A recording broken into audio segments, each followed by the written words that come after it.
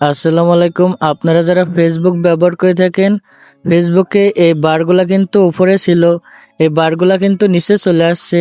তো আপনারা কিভাবে এটা ঠিক করবেন মাত্র 1 মিনিটে, সেটাই জানতে পারবেন আজকের এই ভিডিওতে। তাই আজকের এই ভিডিওটি আপনারা দেখতে থাকুন। তো প্রথমত আপনারা আপনাদের ফোন থেকে ফেসবুকের উপর আপনার ট্যাপ করে ধরবেন।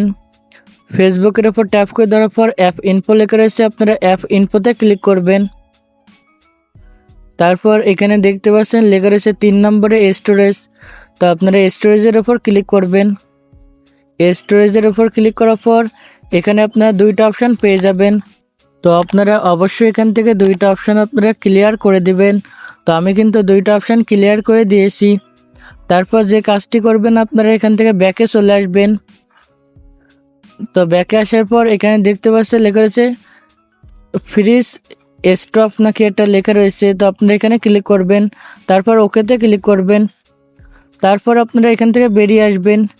এখান থেকে বেরিয়ে এসে আপনারা প্লে স্টোর ওপেন করবেন। তো প্লে স্টোর ওপেন করার পর এখানে সার্চ বার পেয়ে যাবেন।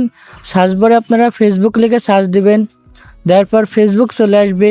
তো ফেসবুক আসার পর এখানে দেখতে পাচ্ছেন উপর দিকে 3টা থ্রি ডট পেয়ে যাবেন। তো আপনারা 3টা থ্রি ডটের উপর ক্লিক করবেন। তারপর দেখতে পাচ্ছেন এখানে টিকমার্ক রয়েছে। তো আপনারা এখান থেকে টিকমার্কটি সরিয়ে ফেলবেন। টিকমার্কে ক্লিক করলে কিন্তু টিকমার্কটি চলে যাবে। তো আপনারা এখান থেকে টিকমার্কটি অফ করে দিবেন। তারপর ফেসবুক ওপেন করলে কিন্তু আপনার এই সমস্যার সমাধান হয়ে যাবে। তো আজকের এই ভিডিওটি এই পর্যন্ত ছিল। চ্যানেলটি সবাই সাবস্ক্রাইব করে দিবেন।